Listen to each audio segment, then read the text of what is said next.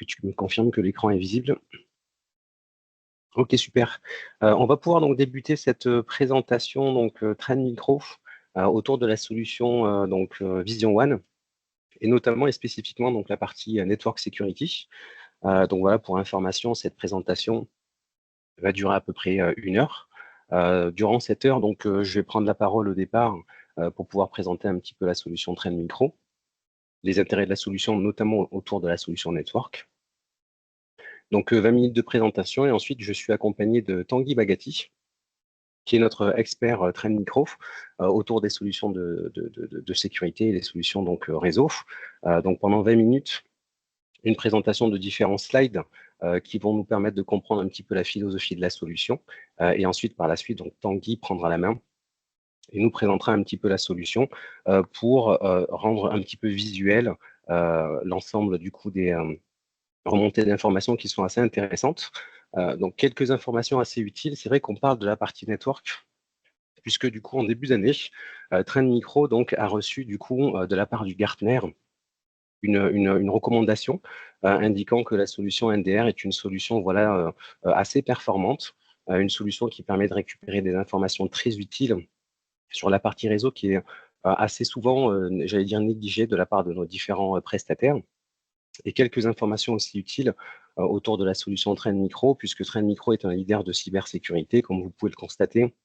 On a un certain nombre d'informations qui remontent sur ce slide et qui nous permettent de comprendre un petit peu l'ampleur de la solution Trend Micro. Aujourd'hui, Trend Micro, c'est à peu près 2 milliards de chiffre d'affaires donc en 2023.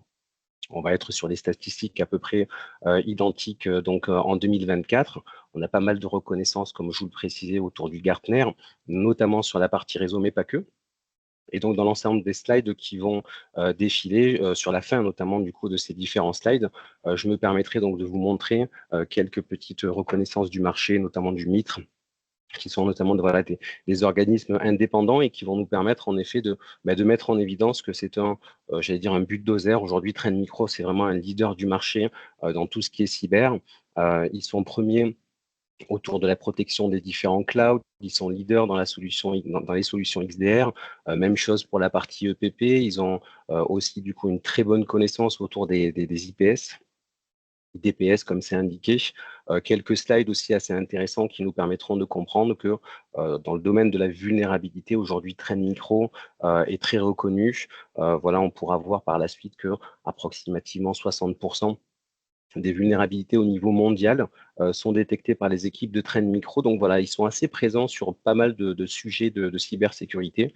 Et aujourd'hui, voilà, il n'y a pas de nécessité, j'allais dire, à insister sur le fait qu'on travaille avec une société qui est rentable, une société qui est pure player autour de la cyber et depuis approximativement une trentaine d'années. Et c'est la raison pour laquelle chez Chris Réseau, on aime bien donc promouvoir l'ensemble de ces solutions lorsqu'elles ont du sens. Un petit schéma assez rapide pour remettre un petit peu le constat et comprendre un petit peu mieux pour quelles raisons on parle de Vision One et pour quelles raisons on parle de plateforme de cyber. C'est vrai qu'aujourd'hui, Trend Micro est l'une des premières structures à avoir mis en place une notion de plateforme avec autant d'évolutions technologiques à l'intérieur. On part d'un constat assez simple. Aujourd'hui, lorsque vous gérez la cybersécurité d'un client final, lorsque le client final a pour objectif en effet de maîtriser l'ensemble des points de vulnérabilité de son réseau, on se rend compte que finalement, on a un certain nombre d'assets qui sont de plus en plus nombreux, j'allais dire, dans le cadre du réseau du client. On va pouvoir retrouver donc les assets sur la partie supérieure, des comptes utilisateurs, des endpoints, des systèmes de stockage, de serveurs, des conteneurs, des domaines, des Active Directory, bref, un écosystème assez riche. Et associé forcément du coup à cet écosystème assez riche, sur la partie de gauche, on va retrouver du coup l'ensemble des vecteurs d'attaque qui pourraient justement euh, compromettre du coup la sécurité du client. Donc quelques éléments qui sont assez parlants et qui, je pense, du coup, vous évoquent certaines choses. Des credentials qui sont compromis, la gestion des identités, aujourd'hui, c'est un sujet voilà, assez important. Des credentials qui sont assez faibles aussi, donc de plus en plus, les entreprises essaient de ne plus négliger les credentials, mais malheureusement, ces informations de connexion sur différents systèmes doivent être maîtrisées avec des credentials beaucoup plus forts. Bon, la notion de ransomware qui est évidente pour pas mal de gens donc depuis des années, du phishing, du déni de service, enfin voilà, tous ces vecteurs d'attaque, y compris la partie misconfiguration, donc la partie paramétrage de la solution de cyber, qui pourrait mettre à mal potentiellement du coup une structure de sécurité. On a beau avoir le meilleur des produits du monde, si celui-ci n'est pas configuré correctement, forcément ça nous crée voilà, des angles d'attaque. On va pouvoir aussi retrouver par la même occasion du coup, la notion de patch de vulnérabilité. Donc ça, c'est un domaine que Trend Micro maîtrise depuis pas mal de temps. Et donc forcément, si on parle de ces assets, si on parle de ces problèmes de sécurité, ça crée une phase, ou en tout cas une surface d'attaque qui peut être assez importante. Quels sont les systèmes qui sont vulnérables? Est-ce qu'ils peuvent être exploités? Est-ce qu'on a déjà une exploitation qui est en cours ou pas? Le constat aujourd'hui, c'est de dire qu'on a des environnements très complexes et on a des vecteurs d'attaque de plus en plus importants, et c'est la raison pour laquelle aujourd'hui Vision One prend du sens. Un petit rappel aussi sur la structure de Vision One. Aujourd'hui, du coup, on a ce schéma qui explique voilà, très brièvement quels sont les atouts et les intérêts de la solution. Aujourd'hui, on va être capable, avec la plateforme de sécurité, de gérer l'ensemble de ces éléments. La partie utilisateur et identité, du coup, qui est pris en charge avec des moteurs intéressants. La protection du poste, du serveur, de l'email. Bref, on est capable d'intégrer sur cette plateforme pas mal de choses. Et chacun de ces éléments va être géré par différents types d'équipes. Des équipes de type SOC, des équipes de type cloud opérationnel. On va être capable aussi, du coup, de permettre à l'équipe aussi qui gère la partie infrastructure d'avoir des outils assez intéressants. Et c'est sur cette partie-là, justement, qu'on va passer un petit peu de temps ensemble. En tout cas qu'on va passer 1 heure ensemble pour pouvoir justement décortiquer cette partie réseau. Néanmoins, autour de chacun de ces éléments, on a des structures intéressantes sur la solution Vision One, notamment la partie Zero Trust, dont je vous donnerai quelques indicateurs à la fin de cette petite présentation, puisque c'est assez intéressant. Aujourd'hui, on a voilà, une structure Zero Trust qui est bien implémentée, qui permet de répondre à pas mal de problèmes de sécurité. Et pour terminer, on a ce chapeau ici que l'on appelle l'Attack Surface Risk Management, la SRM, qui va vous permettre en effet de découvrir l'ensemble des surfaces d'attaque que vous pourriez avoir, donc les éléments, j'allais dire, un petit peu faibles de votre réseau sur lesquels il va falloir insister pour augmenter la note de sécurité que la solution Trend Micro va vous donner. Donc en effet, lorsqu'on parle de Vision One, la SRM a vraiment pris du sens depuis quelques années, puisqu'on a un éditeur de cybersécurité qui note la structure de sécurité que vous avez chez vous. L'objectif, puisque cette note est dynamique, l'objectif c'est d'avoir toujours la meilleure des notes en respectant les recommandations de l'éditeur. Et donc, on est toujours à l'affût, j'allais dire, d'une cybersécurité du coup maîtrisée de bout en bout. Et donc la raison pour laquelle aujourd'hui nous sommes réunis, c'est pour parler en effet de la partie network security qui est souvent, j'allais dire, un petit peu négligée. On pense très bien du coup à la protection du poste. Aujourd'hui, on a plus vocation du coup à remettre ça en doute ou en cause. La protection de l'email aussi, qui est un point d'entrée assez important. La partie réseau est souvent négligée et on va vous démontrer justement avec cette démonstration, voilà, on va vous montrer que, en effet, la partie réseau doit être à tout prix maîtrisée. L'approche XDR est assez simple sur la solution Trend Micro, puisque je vous ai indiqué qu'on était capable de gérer du poste, du serveur, du mail et différents types d'équipements et différents types d'environnements. Néanmoins, la solution Vision One, du coup, a vraiment été pensée pour pouvoir répondre à un besoin de XDR, donc un besoin de détection et de réponse. Et donc, on a ce schéma, justement, qui nous permet d'indiquer que l'objectif de la solution, c'est de permettre de faire de la détection assez fine, de répondre justement à un incident qui aurait été déclaré. On verra justement durant la démonstration l'ensemble des réponses qu'il pourrait y avoir en cas de détection, en cas d'infection. Et ce qui est intéressant dans la solution Vision One, et encore plus lorsqu'on rajoute la section réseau, c'est l'investigation que vous pourrez mener. C'est vrai qu'aujourd'hui, l'investigation est mise à mal aussi, j'allais dire, avec l'ensemble des produits de cybersécurité qu'on pourra avoir sur le marché. Savoir pour quelle raison un réseau a été infecté, aujourd'hui, ce n'est pas évident si on n'a pas les bonnes solutions et les bons produits. Et en rajoutant cette couche réseau, on aura une notion d'investigation qui sera beaucoup plus parlante. Et donc, on a cette espèce de triptyque, ce cercle vertueux qui va nous permettre, en effet, de protéger, du coup, le client de manière très fine et surtout comprendre ce qui s'est déroulé lors d'une cyberattaque.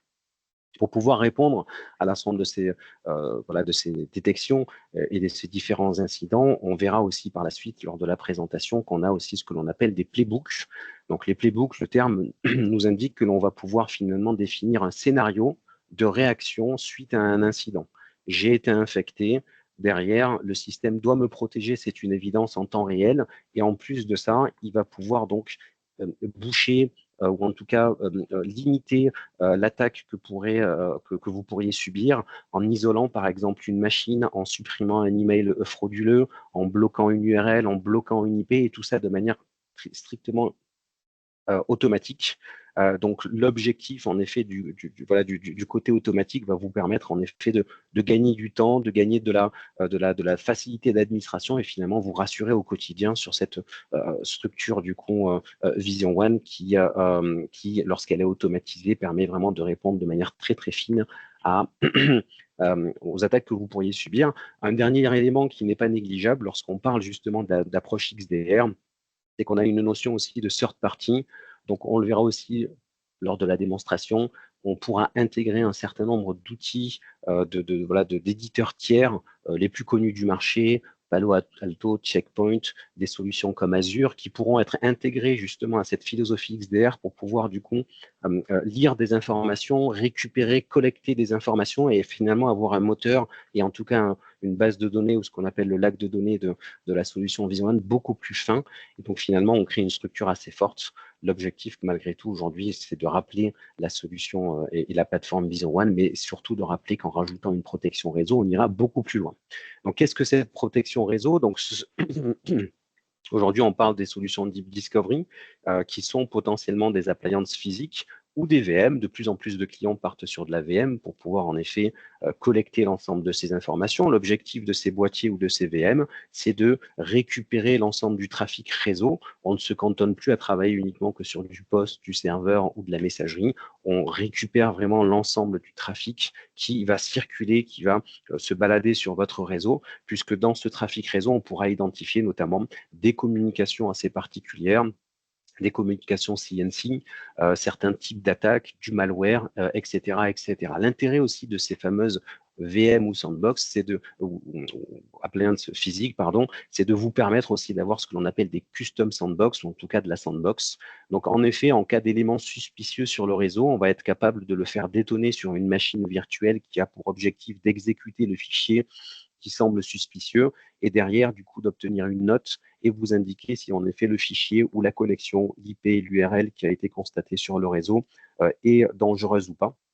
Et on va pouvoir créer ce que l'on appelle la Global Threat Intelligence, qui correspond finalement, suite à une détection nocive sur cette fameuse sandbox, de générer une signature spécifique qui sera transmise à l'ensemble des produits, à l'ensemble des outils qui sont disponibles sur la solution Vision One. Donc la sandbox identifie une mauvaise URL, votre protection de poste, de mail, web et toutes les solutions sur la plateforme TrendMicro prendront cette signature en compte et pourront soit bloquer l'attaque en question, soit la ralentir ou en tout cas limiter la propagation de cette fameuse alerte. Et donc, cette notion de Global Threat Intelligence est très intéressante parce qu'elle va vous permettre de répondre très rapidement. L'intérêt aussi de l'analyse du réseau, c'est aussi de finalement comprendre ce qui se passe sur le réseau, même sur du matériel, en effet, qui n'est pas maîtrisé, j'allais dire, par le service informatique. On parle de BYOD, par exemple, téléphone mobile, ce genre de choses. On pourrait parler potentiellement d'une imprimante sur laquelle on n'a pas forcément de solution de cybersécurité. Et des attaques par imprimante, ça paraît assez marrant, mais aujourd'hui, du coup, il en existe un certain nombre.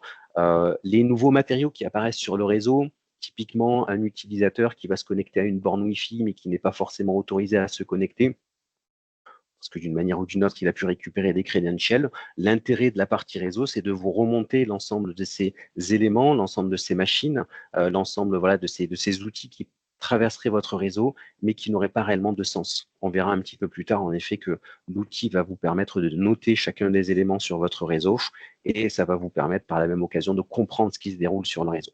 Donc, les capacités, ou en tout cas les capacités, on va dire, de la protection réseau, c'est vous permettre de répondre à différents besoins, notamment donc un niveau de détection beaucoup plus rapide, répondre aux faux positifs, avec un niveau voilà, de finesse très important, et compléter surtout la visibilité que vous pourriez avoir de votre réseau en incluant pas uniquement que la partie endpoint, mais en incluant vraiment tous les éléments qui vont circuler sur votre réseau. On en verra par la même occasion qu'on aura la possibilité de générer des workbench, on verra dans le détail à quoi ça correspond, qui sont associés uniquement qu'à la partie réseau, et on verra que ça fait quand même une grosse différence.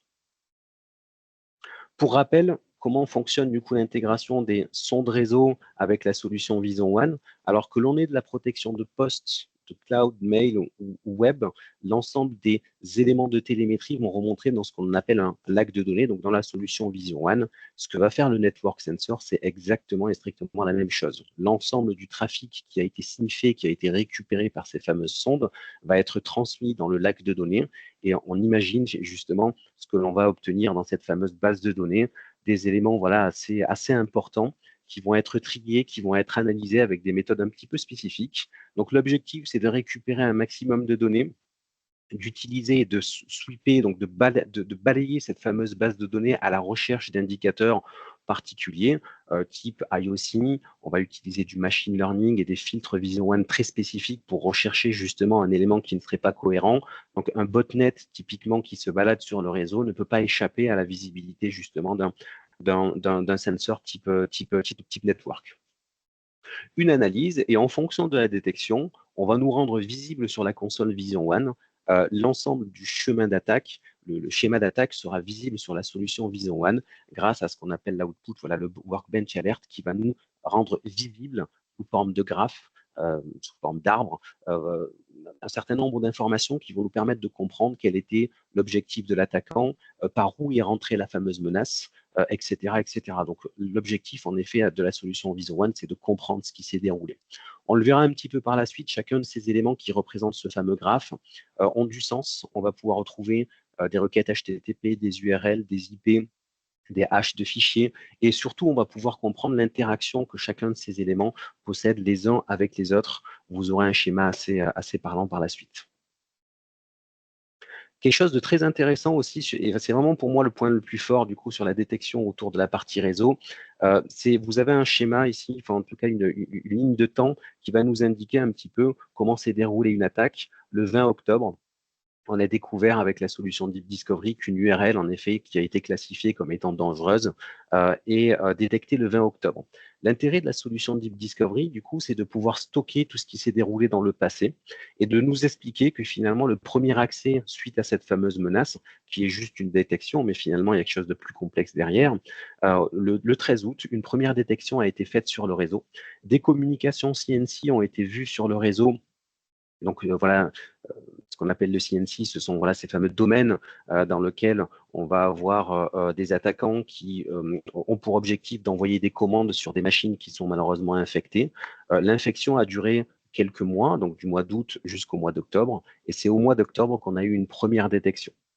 Donc, ce qu'il faut comprendre dans ce schéma, c'est qu'on enregistre finalement tout ce qui se déroule sur le réseau, et on est capable de vous ressortir une histoire en vous disant c'est par ici qu'il y a eu le premier point d'entrée, c'est par ici du coup que est passée cette fameuse attaque par telle machine, tel poste, tel serveur, elle est arrivée par mail, elle est arrivée lors d'une connexion, lors d'une clé USB qui a été branchée sur un poste. Bref, on vous raconte toute cette fameuse histoire. Et comprendre l'histoire, c'est éviter de la reproduire.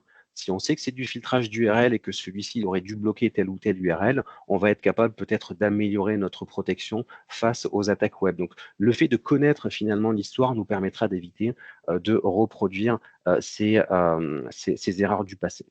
Donc, c'est vraiment la force de ce fameux produit, d'être très réactif, d'enregistrer tout ce qui se déroule et de vous expliquer la philosophie et de comprendre finalement ce qui s'est déroulé. L'ASRM, comme je vous le précisais, voilà, j'ai encore quelques slides, ça va être assez rapide.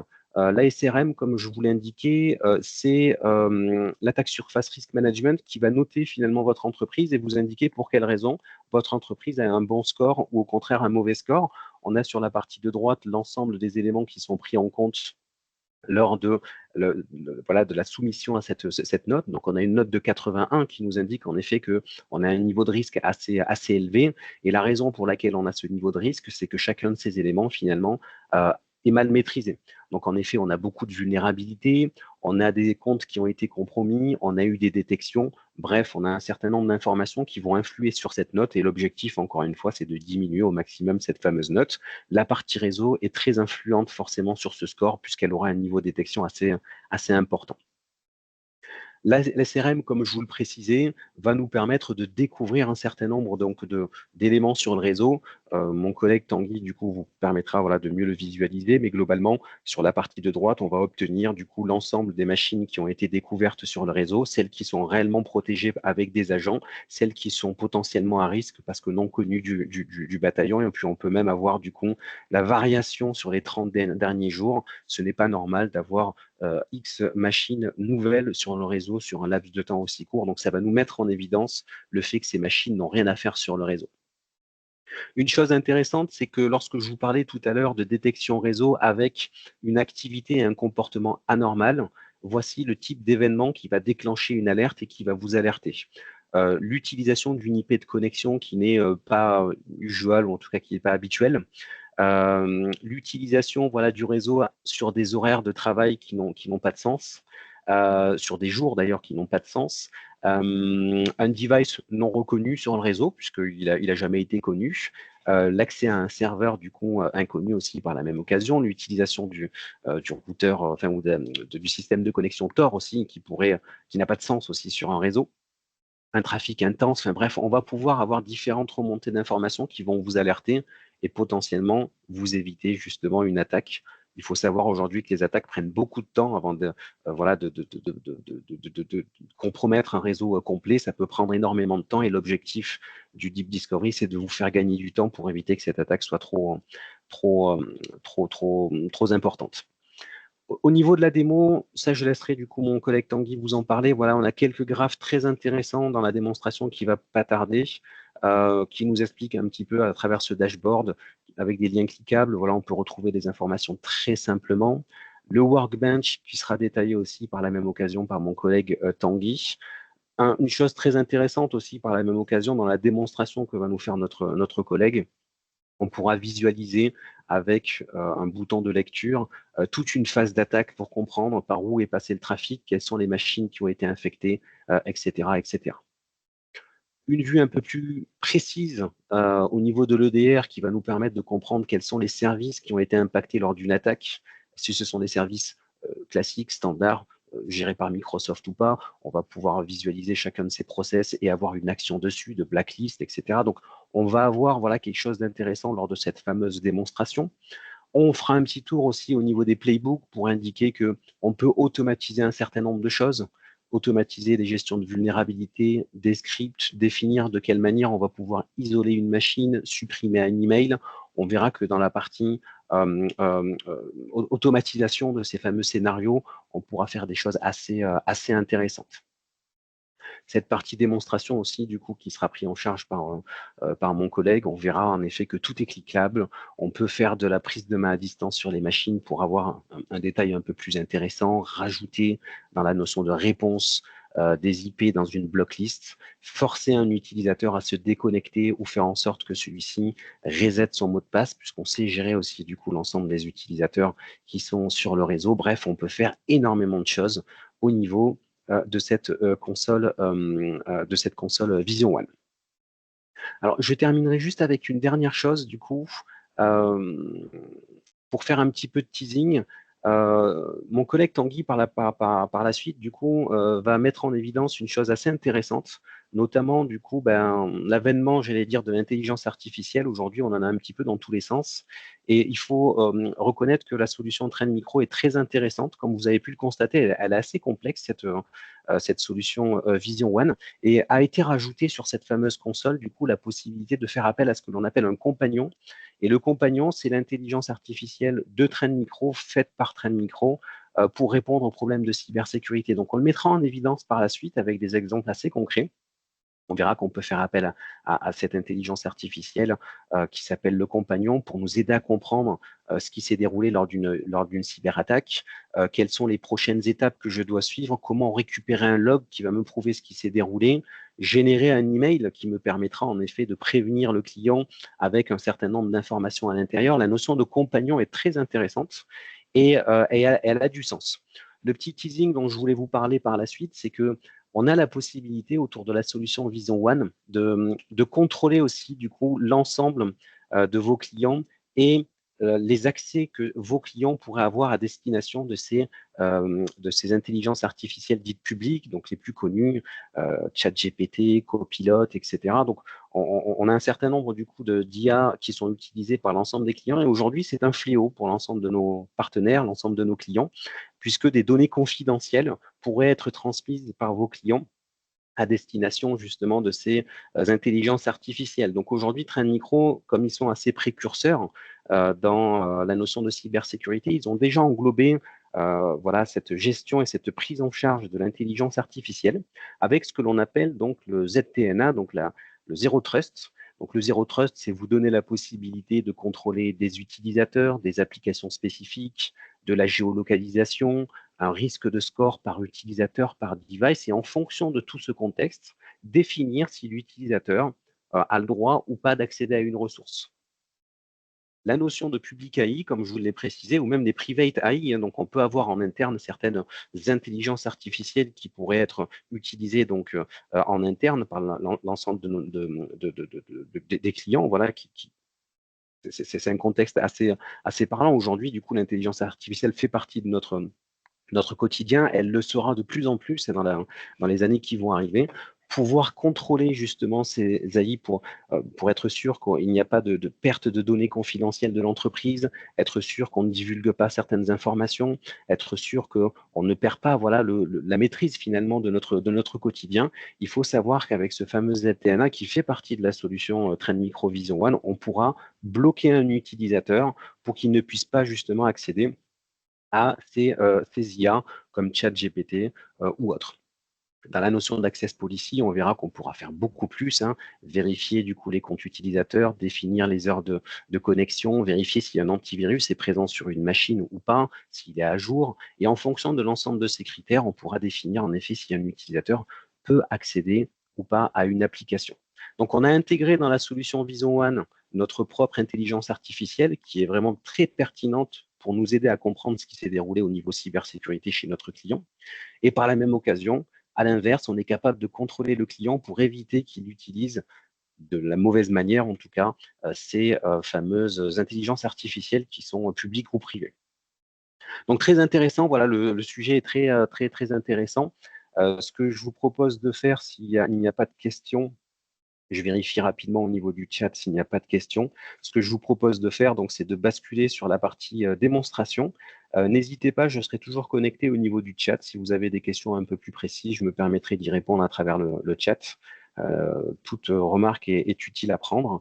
Et donc, Tanguy, je te laisse reprendre la main pour partager ton écran et nous montrer un petit peu ce que la solution Vision One a dans le ventre. Oui. Alors, est-ce que vous m'entendez déjà? Très bien. Allez, super. Hop.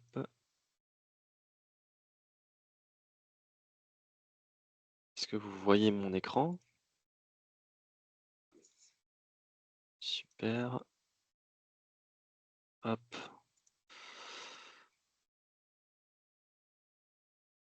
Voilà. Alors, donc comme l'a dit Farid, Vision One est un outil qui est très complet avec lequel on peut vraiment faire, beaucoup de choses et intégrer beaucoup de sécurité dans notre entreprise. Et avec cela, on peut aussi, s'intégrer avec d'autres solutions, du marché. Donc, si on va dans la partie, third party integration, donc comme l'a dit tout à l'heure Farid, on peut s'intégrer vraiment avec énormément de solutions du marché. On peut s'intégrer avec des firewalls, on peut s'intégrer avec, des SOAR, on peut s'intégrer avec, des SIEM par exemple et aussi avec, des, outils comme Microsoft pour pouvoir connecter un Azure AD, ou un Active Directory on-premise par exemple. Hem Et on peut avec ces outils-là, on peut faire soit du push, donc envoyer des informations, soit du pull, donc recevoir des informations. La plupart du temps, on va pouvoir recevoir des informations, par exemple, d'un firewall pour pouvoir, faire de la détection sur les logs que va nous envoyer ce firewall-là et potentiellement, bloquer les connexions qui pourraient arriver depuis ces informations-là. Mais on peut aussi faire du push, donc envoyer des informations. Typiquement, je pense à un soir. Si on envoie des informations à un soir, il va pouvoir derrière, traiter l'information, jouer différents playbooks, lui-même et nous envoyer le résultat de ces playbooks-là pour qu'on puisse, bloquer une IP, bloquer un utilisateur et cetera. Donc c'est assez intéressant, dans l'intégration qu'on pourra avoir avec tous les éditeurs. On voit qu'on a quand même beaucoup d'éditeurs du marché de la cyber, qui sont, possibles, à être intégrés. Voilà un petit peu donc pour la philosophie de Vision One. Maintenant, je vais vous parler un petit peu de l'ASRM donc qui est un outil qui est très, très intéressant, qui va englober vraiment toute la solution Vision One, et nous donner une note de sécurité. Donc la note de sécurité, c'est la note qu'on voit ici. Donc effectivement, là, on est sur une console de test, donc on a une note qui est quand même assez élevée puisqu'effectivement, c'est une console sur laquelle on va faire beaucoup de tests, hein, et donc avoir beaucoup de workbench, beaucoup d'incidents de sécurité qui sont remontés, mais c'est tout à fait voulu. Donc cette note de sécurité-là, ce qui est intéressant, c'est qu'on va pouvoir aller se comparer avec, d'autres organisations, notamment, des organisations qui sont à peu près de notre taille. Donc on voit une organisation qui est entre 5 000 et 10 000 employés, elle a environ une note qui est autour de 42. Donc on voit qu'on est bien au-dessus. Donc ça nous permet un peu de nous évaluer, par rapport aux autres organisations pour savoir si on est plutôt bien protégé ou plutôt, une entreprise à risque. Un autre asset qui est intéressant avec l'Attack Surface Risk Management, donc l'ASRM, c'est la possibilité de voir les devices qui sont connectés, sur notre réseau, ou du moins sur notre tenante. Hem Donc on va pouvoir voir effectivement les endpoints qui sont protégés par la solution Vision One. Donc on va voir les endpoints par exemple qui sont ici, qui ont un agent installé sur la solution. Mais on va aussi pouvoir voir les endpoints qui ne sont pas protégés par la solution et nous c'est ces endpoints-là qui vont nous intéresser parce que c'est des endpoints qui vont être découverts par la sonde réseau, donc par le network discovery, ou oui, par le network, security. Donc ces endpoints-là, ça peut être, comme l'a dit Farid tout à l'heure, des imprimantes, ça peut être, du BYOD, donc des, hem, des équipements personnels que les employés pourraient amener sur le poste sur le travail. Et ça pourrait être aussi des attaquants qui pourraient essayer de se connecter à un Wi-Fi et faire des actions, sur le réseau. On va pouvoir ici aller cliquer sur un endpoint et voir comment est-ce qu'il a été détecté. Donc on voit que ce device-là, il a remonté avec un score de 71, donc avec un score de haut risque. Et qu'est-ce qui a fait que cette détection et cette note-là est aussi élevée? Donc on voit ici la détection qui a eu lieu, donc c'est une menace, une détection de menace qui a eu lieu via le network sensor. Et on voit donc qu'il y a eu une requête HTTP qui a été faite, et qui peut, potentiellement, hem, heu, faire du mal à notre réseau, donc nous infecter.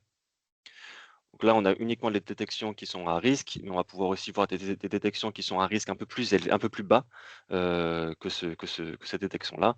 Et donc on voit qu'il y a quand même pas mal de connexions Heu et d'actions, potentiellement mauvaises pour notre entreprise. Hop, on va revenir en arrière. Donc ça, c'était pour la partie device, la partie découverte, des réseaux et des devices et des postes sur notre réseau. Si on va sur la partie internet facing asset, donc c'est, comme son nom l'indique, les assets qui sont connectés à internet. Donc là, on va pouvoir voir la partie domaine. Donc on voit qu'on a 3 domaines qui sont accessibles depuis internet, avec différentes IP et les services qui y sont associés. Donc c'est assez intéressant pour savoir quels domaines sont visibles depuis internet, et si on a un domaine interne qui ne doit pas être accessible depuis internet, on pourrait ici le voir et donc corriger cette potentielle, erreur. On peut aussi aller voir la partie, IP publique, donc qui serait pareil accessible depuis internet, et là, dans ce cas, ça va être un peu plus intéressant pour nous d'aller voir par exemple les IP qui seraient accessibles en SSH. C'est très rare qu'on veuille en tout cas avoir un accès SSH sur internet. Donc ça va être assez intéressant pour pouvoir maîtriser tout notre parc et tous les assets qui seraient visibles depuis internet. Et on a la même chose au niveau des comptes, donc on va pouvoir voir les comptes de domaine qui seraient, à risque. Donc comme l'a dit tout à l'heure Farid, c'est ce score de risque-là qui va pouvoir déterminer si, on a le droit ou non d'accéder à une ressource, par exemple, si on met en place le ZTNA. Et on peut voir donc ici cet utilisateur-là, pourquoi est-ce qu'il est à risque? Quelles sont les actions qui ont fait qu'il a un score aussi élevé? Et donc on le voit juste ici, on voit ce compte a été potentiellement compromis, heu et donc forcément on va éviter de lui donner accès à des ressources à risque de notre entreprise. Donc voilà un petit peu pour la partie attaque surface discovery, donc toute la partie, découverte, de notre réseau et de notre tenante, et toute la partie, qu'on ne maîtrise pas forcément ou qu'on ne voit pas forcément, sans cet, outil-là. Il y a un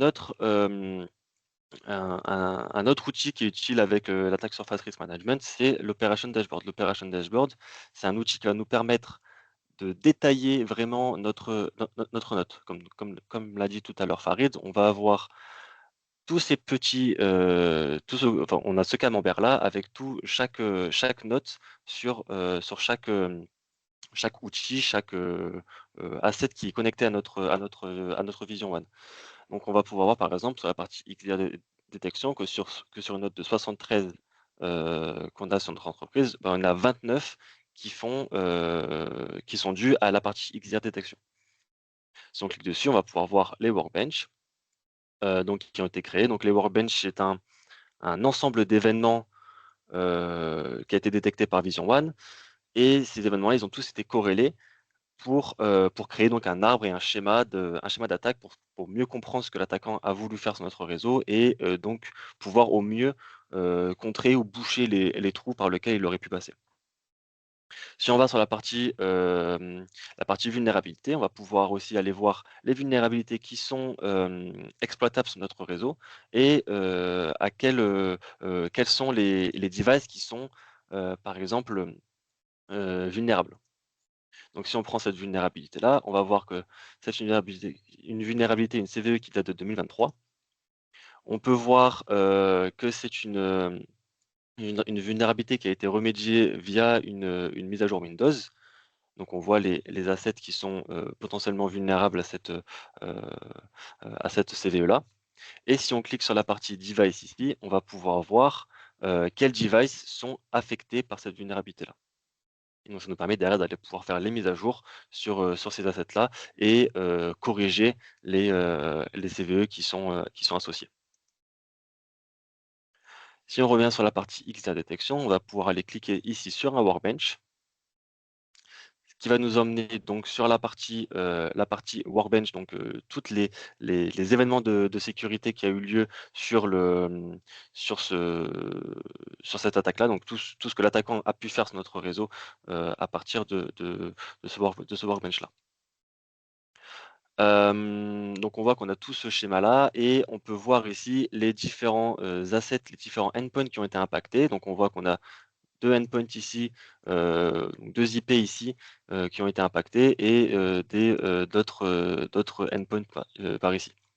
Donc on voit que ces endpoints-là, par exemple, ben, ils ont été, corrélés dans cette attaque-là, puisque on voit que c'est un compte administrateur, que le compte administrateur, il a accès aussi à ces endpoints-là. Donc potentiellement, si l'attaquant a réussi à avoir accès à ce compte-là, on sait que ces postes-là pourraient être, infectés par la suite. Donc on va pouvoir aller faire une investigation un peu plus poussée, par la suite. On va pouvoir ici voir qu'il y a un fichier .exe qui a été, découvert, et si on clique sur la partie, Network Analytics, on va pouvoir aller voir tout le chemin, tout le schéma réseau que l'attaquant a pu faire. Alors, on a un schéma réseau qui est pas aussi poussé que ce qu'on a pu voir tout à l'heure sur les slides. Néanmoins, on a des informations qui sont assez intéressantes. On sait que c'est du lateral movement, et que l'attaquant a pu utiliser le protocole SMB pour se latéraliser depuis la machine 10.0.1.6 vers la machine 10.0.1.5. Si on clique sur le petit bouton play ici, on aurait pu voir s'il y avait eu plus d'informations sur le chemin réseau, bah, toutes les assets se lançaient au fur et à mesure. Donc on voit que c'est une attaque qui a pu commencer le 16 avril et qui s'est terminée aux alentours du 8 août. Hop, on va revenir ici sur le workbench. Sur le workbench, alors sur la gauche, on a des informations qui sont aussi assez intéressantes. On a notamment ici la technique MITRE qui a été utilisée. Donc le MITRE, c'est notre dictionnaire, cyber qui va référencer toutes les tactiques et les techniques que peuvent utiliser les attaquants pour arriver à leur fin.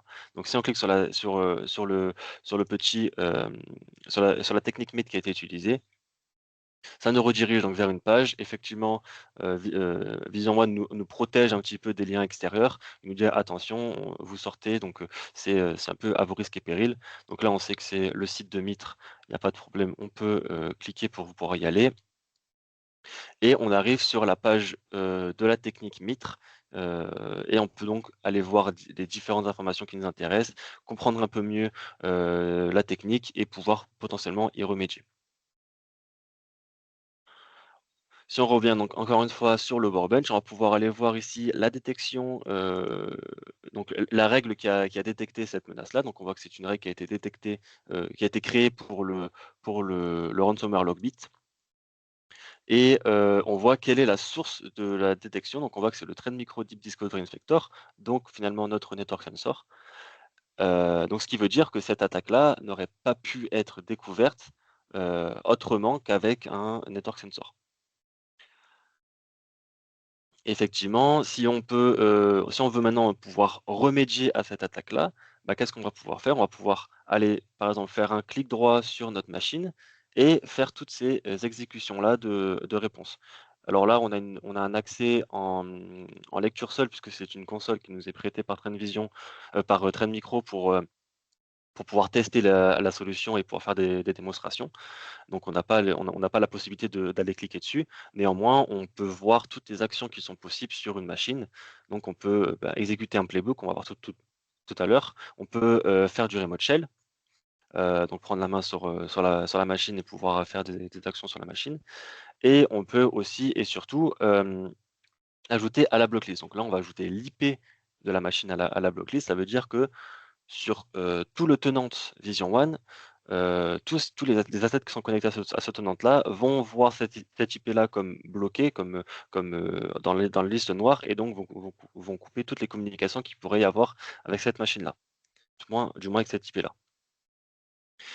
On peut aussi aller, faire une réponse sur un fichier, donc pareil, on peut l'ajouter à la blocklist. Pareil, hein, si jamais, les assets qui sont connectés aux tenances Vision One, voient ce fichier-là, voient le hash de ce fichier-là sur leur poste, et ben, ils vont directement le supprimer du poste et ce fichier-là ne pourra pas infecter notre poste. Et on peut aussi, un asset qui est assez intéressant, c'est le submit for sandbox analysis. Donc là, on va envoyer ce fichier-là dans la sandbox.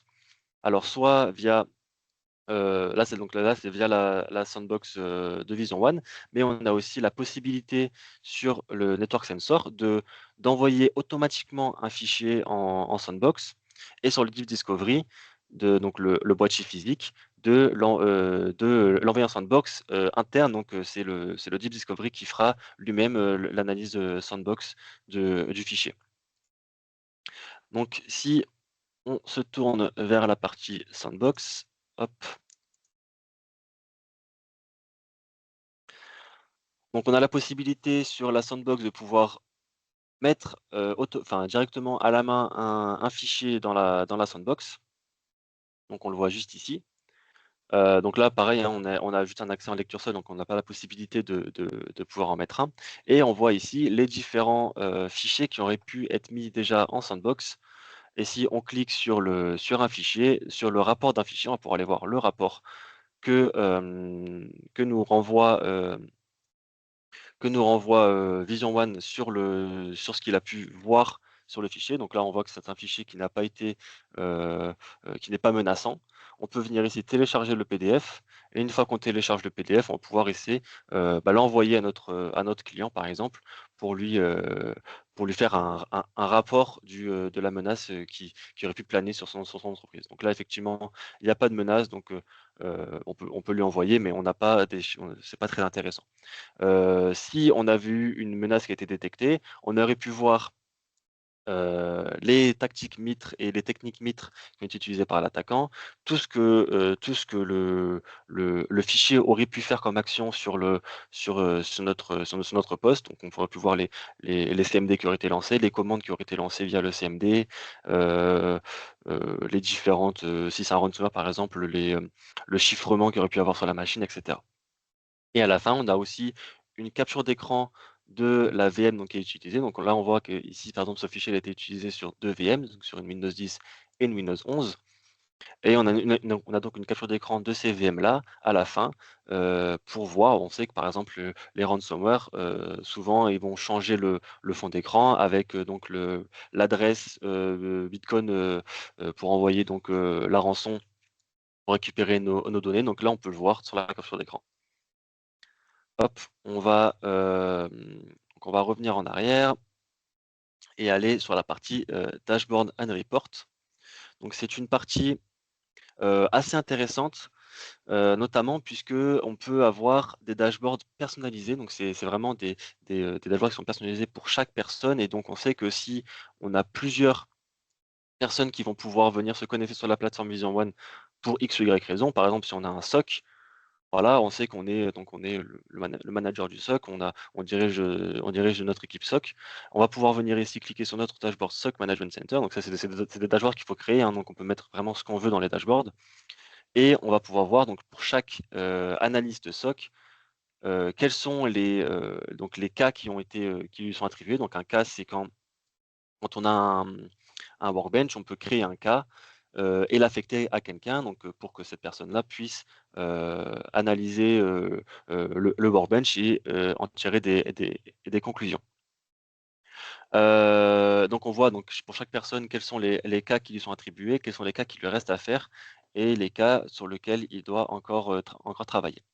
On va pouvoir aussi avoir quelques statistiques sur la résolution des cas, donc savoir si nos analystes traitent leur cas dans les temps impartis pour les SLA. On a pareil donc pour la partie analyse, donc là on va voir juste les cas qui sont affectés à nous-mêmes, donc avec les My Open Case. Donc là effectivement c'est un compte de démo qui n'a aucun cas affecté, les différentes CVE qui lui sont attribuées, etc. On peut ici venir créer donc un nouveau dashboard. On fait un create new dashboard et on vient sélectionner les informations qui nous intéressent pour nous. On pourrait par exemple créer un dashboard pour le client, lui donner les informations qui pourraient lui intéresser, les différents comptes qui seraient le plus à risque. Pareil pour les devices, les devices les plus à risque, etc. Et nous, ce qui va nous intéresser le plus ici, ça va être la partie network. On va pouvoir aller voir ce qui a été détecté sur notre réseau via justement cette sonde réseau. Donc on va voir ici qu'il y a eu 31 Workbench Alerts qui ont été créés, donc 31 menaces qui ont été détectées et attaques qui ont été détectées sur notre réseau. Les différentes détections qu'il y a pu y avoir, donc on a eu 22 lateral movement, 40 communications CNC, 3 exploits et 3 ransomware. On va pouvoir aussi aller voir les top affected hosts, donc les devices qui sont le plus affectés et les plus visibles sur le réseau, font le plus soit qui sont le plus victimes d'attaques réseau, soit qui sont aussi potentiellement les attaquants. Donc on pourrait par exemple imaginer ici que ce poste-là, donc le 10.3.5.27, avec 35 détections ici, ça pourrait potentiellement être un attaquant. On voit qu'il y a eu 4 Workbench Alerts qui ont été créés juste pour ce poste-là. Hop, et là, on va pouvoir aussi aller voir le sommaire du trafic qui a pu être scanné sur le réseau et avec les différents protocoles utilisés sur le réseau et les différentes, voilà, le différent trafic qui a pu être traité sur le réseau. Le total le nombre total de gigas qui a pu être sniffé, et cetera. Et on va pouvoir aussi aller voir ici le le nombre de nouveaux devices qui ont été découverts. Donc on voit qu'il y a eu quand même ici 17 nouveaux devices de découverts sur le réseau. C'est quand même beaucoup pour, en une fois, donc sur une période de 30 jours, hein. On peut voir ici, on peut venir ici baisser, notre détection et dire qu'on veut par exemple juste sur les dernières 24 heures, qu'est-ce qui s'est passé sur le réseau? Donc on voit sur les dernières 24 heures, il n'y avait pas eu de nouveaux devices. En revanche, sur les 30 derniers jours, on voit qu'il y en a quand même 17 qui est, assez important. Donc voilà pour la partie dashboard, sur le network. Si on vient ici, cliquer sur la partie network security, donc c'est vraiment, la partie configuration de notre network. Donc la partie network overview, on va avoir globalement les mêmes informations que ce qu'on a fait sur le dashboard, mais donc sur un onglet un peu différent. Quelque chose que j'ai pas aussi précisé sur le dashboard, on peut aussi créer des rapports. Si jamais on veut, envoyer un rapport à notre client, par exemple, on peut ici venir faire un custom rapport et l'envoyer donc soit en PPTX, soit en PDF. Et donc on peut se dire, par exemple, on crée un rapport tous les mois automatiquement et puis on l'envoie à notre client pour qu'il ait un petit peu un suivi de son activité au niveau de la cyber. Donc si on vient ici sur la partie Network Inventory, donc c'est là où on va pouvoir configurer nos assets. Donc notre network sensor, soit par la VM, soit via le Deep Discovery, donc avec un boîtier physique. Donc on vient les configurer ici.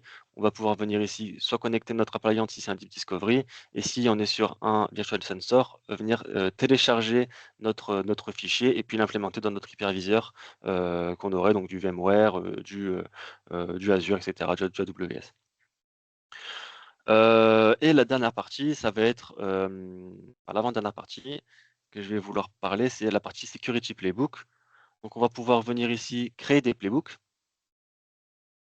Donc on va pouvoir venir ici créer des playbooks. Donc on fait un add. Pareil, hein, encore une fois, on n'a pas l'accès en écriture, donc on ne peut pas ajouter des playbooks. En revanche, on va pouvoir venir, voir un playbook qui a déjà été créé. Et donc on voit qu'on a une granularité qui est assez intéressante. Ici, si on veut, on peut venir changer, alors encore une fois, j'ai toujours pas les droits en écriture, mais on peut venir, créer de nouveaux playbooks, les changer et chose qui est assez intéressante, on a déjà des templates qui sont déjà créés. Donc on va pouvoir venir ici, prendre un template de playbook et puis le modifier un petit peu à notre sauce pour avoir les informations qui nous intéressent et répondre au mieux aussi, aux menaces qui planent sur notre entreprise. Et enfin, dernière chose que je voulais vous montrer sur la partie, Vision One, c'est cette partie Suspicious Object Management. Tout à l'heure, je vous ai dit qu'on pouvait, donc ajouter à la blocklist une IP, un fichier, un hash de fichier ou une URL par exemple. Ben, c'est tous les items qu'on va venir ajouter à la blocklist, ils vont se retrouver ici. Donc on a par exemple ici des hashes de fichiers qui ont été, ajoutés à la blocklist et donc tous ces hashes-là, dès qu'ils sont détectés, soit par un agent installé sur un poste, enfin tout ce qui est connecté à notre plateforme Vision One, ils vont être automatiquement bloqués, enfin être mis en quarantaine et bloqués. Ce qui est un comportement d'ailleurs qu'on peut aussi venir modifier ici. En cliquant dessus, on peut juste se dire: «Bah, moi je veux pas forcément que ça bloque ce fichier-là, en revanche je veux qu'il soit logué et avoir des informations dessus».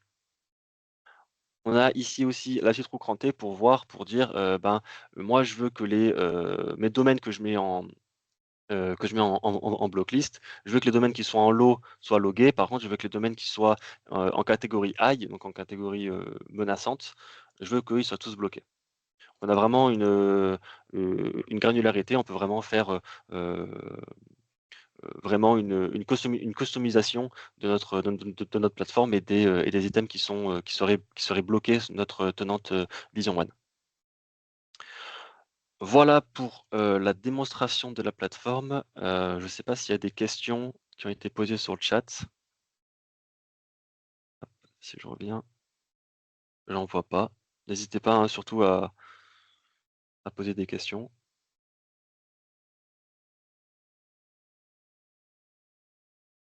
Ah oui, et le compagnon effectivement, j'ai, oublié de montrer, donc on va hop. Donc imaginons, donc là on a eu vraiment une comment dire? Une analyse assez, basique qu'on pourrait avoir lorsqu'on subit une attaque ou lorsqu'on se connecte, sur la plateforme. Donc on va venir se connecter, on va venir ici voir sur l'Operation Dashboard. On voit qu'on a, bon, on a un score de 73 qui est vraiment élevé. On regarde un petit peu dans la partie user détection, on voit ici donc notre workbench qui s'est créé. Et là, on se dit: «OK, donc là, moi, je comprends pas trop ce qui se passe là, qu'est-ce qui s'est passé?» Donc on va pouvoir venir poser une question à notre compagnon. Donc soit on clique ici, donc moi j'ai déjà fait la manip pour qu'il puisse, nous donner les informations.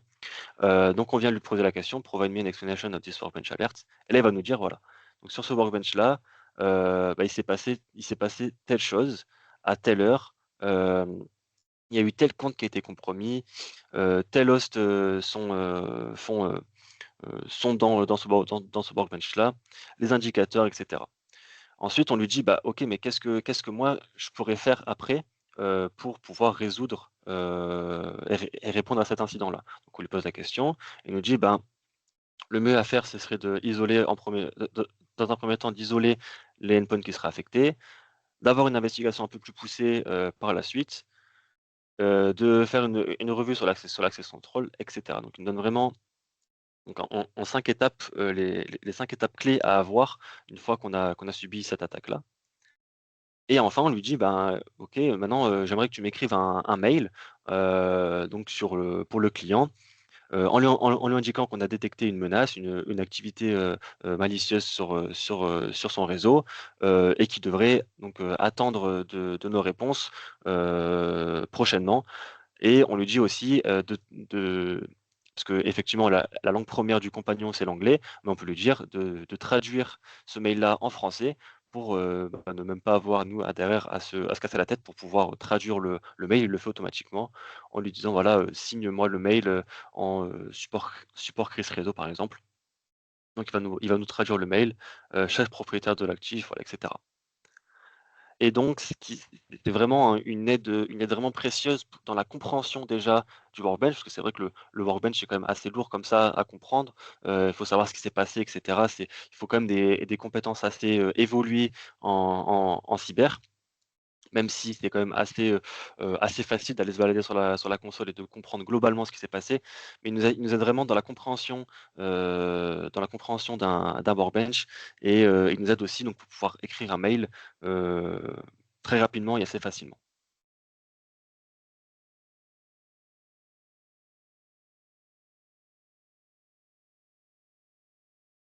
Voilà pour la démonstration. Il y a toujours pas de questions?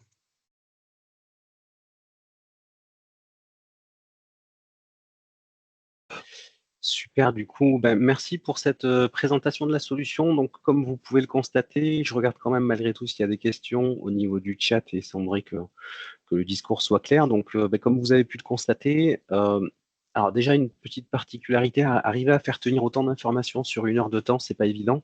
Donc déjà merci Tanguy pour le respect du temps. On avait dit 11 heures, il nous reste à peu près 30 secondes pour pouvoir clôturer du coup ce webinaire.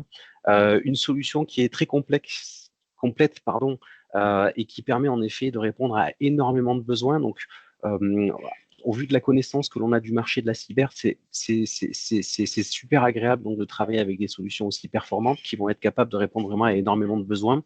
On n'est pas rentré dans les détails de l'ensemble de cette solution, mais on peut voilà, gérer de l'identité, gérer du cloud, de la donnée. On est capable voilà, d'avoir des remontées d'informations très utiles. L'intégration de la partie IA, comme je vous le précisais en introduction, du coup, Trend Micro a souvent été très précurseur lorsqu'on parle de cybersécurité. Ils ont été capables depuis une trentaine d'années de faire évoluer vraiment le monde de la cyber à différents niveaux. Et là, il le montre encore une fois avec cette gestion de l'intelligence artificielle qui a été intégrée et contrôlée par l'ensemble de ces solutions. Donc, en 1 heure de temps, voilà, on vous a mis un petit peu en évidence ce qui nous paraît en tout cas intéressant autour de cette console.